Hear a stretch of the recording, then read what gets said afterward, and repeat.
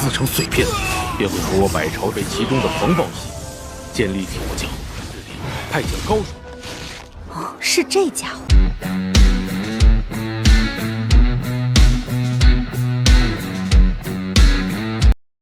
Halo guys, halo semuanya, dimana kalian berada, kembali lagi bersama Mimin di channel Alu Cerita Film. Dan bagaimana kabar kalian? Pastinya Mimin selalu doakan agar kalian semua dalam keadaan baik, sehat, dan bahagia selalu. Untuk episode kali ini Mimin akan membahas alur cerita dan web series dari film Martial Master untuk part terbarunya. Bagi teman-teman semua yang belum sempat menonton video sebelumnya, Mimin saranin untuk langsung menontonnya. Linknya ada di deskripsi. Dan jangan lupa bagi kalian yang baru mampir untuk mensupport channel ini terus agar Mimin selalu semangat dalam menghibur kalian semua. Oke, tanpa berlama-lama lagi, Mimin akan masuk ke dalam alur cerita Martial Master. Di episode sebelumnya, Qin Chen pun sedang berkultivasi. Ia mencoba memadatkan bloodline gunturnya. Qin Chen pun berhasil memadatkan bloodline gunturnya dan mencapai tahap ke-6. Tubuh suci abadinya juga sudah berkultivasi dan berhasil mencapai puncak tingkat 4. Dan jika dikombinasikan dengan armor iblis, bahkan bisa menahan serangan Ranah Martial King tingkat 7. Hanya saja, jika ingin teknik Maharaja 9 bintang menerobos ke tahap akhir tingkat 6, mungkin akan sangat sulit. Setelah berkultivasi, Yang Mulia menemui Qin Chen dan mengatakan kalau dinasti Wei-nya masuk dalam koran 100 dinasti. Dan memberitakan kalau dinasti Wei-nya muncul pavilion misterius yaitu pavilion Chen, yang diduga ada backingan dari master obat ternama. Qin Chen juga membaca berita tentang alam rahasia tanah 100 dinasti dan alam rahasia iblis surgawi yang dipastikan segel mulai melemah.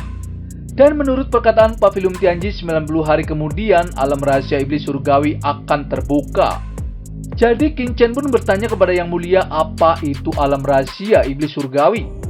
Lalu Yang Mulia menjelaskan kalau alam rahasia iblis surgawi adalah medan perang antara ras manusia dengan ras asing.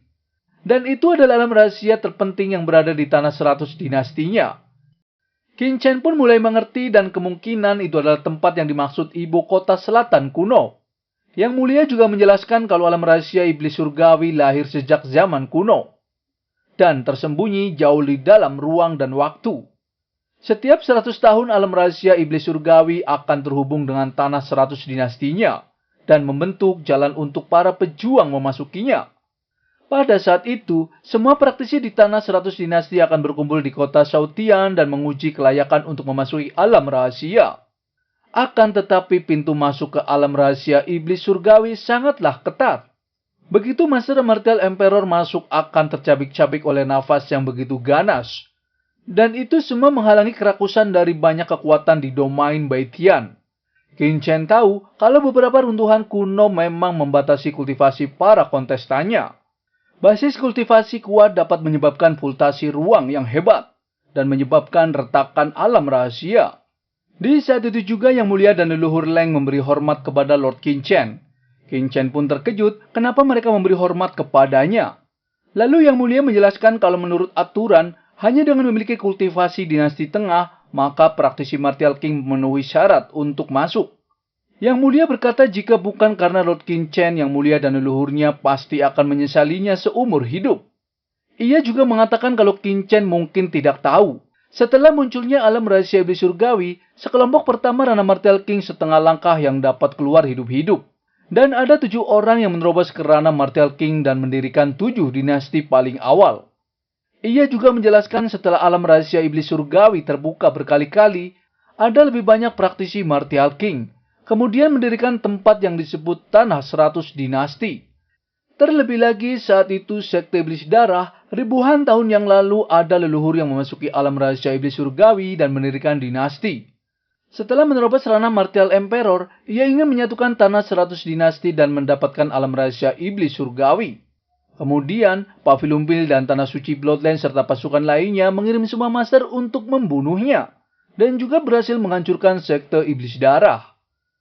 Di saat bersamaan, Wan Ximing pun berkata kepada Yang Mulia bisakah ia memasuki alam rahasia surgawi tersebut. Lalu Yang Mulia menjelaskan jika praktisi Martial King ingin masuk harus berasal dari dinasti tengah. Adapun praktisi Martial Venerable, dinasti bawah mendapat 3 tempat, dinasti menengah mendapatkan 10 tempat. Karena Wan Ximing adalah teman Lord Qin Chen, tentunya semuanya bisa masuk. Mereka pun semua sangat senang dan berterima kasih kepada Yang Mulia. Qin Chen berpikir jika dihitung, yang bisa masuk ke dalam alam iblis surgawi adalah Lord Qin Chen, Hainu, Nona Xiansu, Wan Ximing, dan Yu Wengfeng. Berarti sudah 5 orang. Jadi Qin Chen bertanya kepada Yang Mulia apakah ada cara lain untuk mendapatkan lebih banyak tempat. Karena Qin Chen ingin Lin Tian, Xiaoya, dan Nona Lingshan juga mendapatkan pengalaman. Yang Mulia pun mengatakan seharusnya ada. Tapi Qin Chen harus pergi ke kota Shaotian untuk mengetahuinya. Jadi Qin Chen pun memutuskan akan segera pergi secepatnya ke kota Shaotian. Mereka semua pun bergegas pergi ke kota Shaotian. Di perjalanannya, Yang Mulia menjelaskan kalau kota Shaotian didirikan bersama dengan berbagai dinasti, organisasi, dan kekuatan, dan bukan milik dinasti manapun. Seperti Pavilion Tianji, Taman Raja Obat, dan kekuatan lainnya. Ada juga Pavilion Pil di Tanah 100 Dinasti. Markas besar Tanah Suci Bloodline juga berada di kota Shaotian. Qin Chen tahu kalau kota Shaotian itu menyembunyikan banyak master kuat. Sesampainya di perbatasan kota Shaotian, Qin Chen merasakan energi sejati langit dan bumi yang begitu melimpah.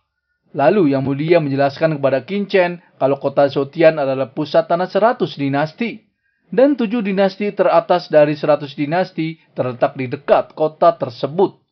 Yang Mulia juga mengatakan suatu hari nanti, wilayah dinastinya pasti akan juga menyebar ke kota Shaotian. Dan menjadi dinasti teratas di Tanah 100 Dinasti. Tak selang berapa lama, Qin Chen dan yang lainnya pun telah sampai di kota Shaotian. Di sana juga ada para praktisi wanita dari lembah Suanyin.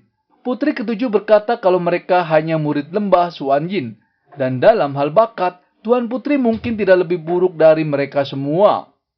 Praktisi wanita dari lembah Suanyin pun terkejut melihat Qin Chen di sana. Karena sebelumnya ia pernah bertemu dengan Qin Chen. Lalu bagaimana keseruannya Mimin akan bahas di episode mendatang ya. Terima kasih. I don't ever slow up, no I don't take shit. I got no love for the fakeness. If you wanna play tough and wanna hate this, I'll always show up.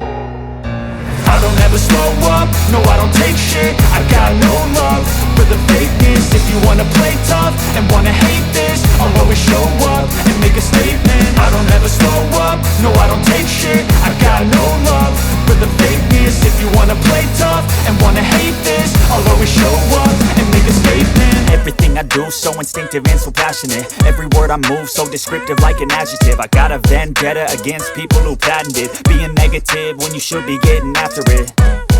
I got facts over tracks, this and that. Spitting slow, spitting fast. I could roast, I could gas. Think I'm okay at last, but I don't know if that can erase all the past and the pettiness.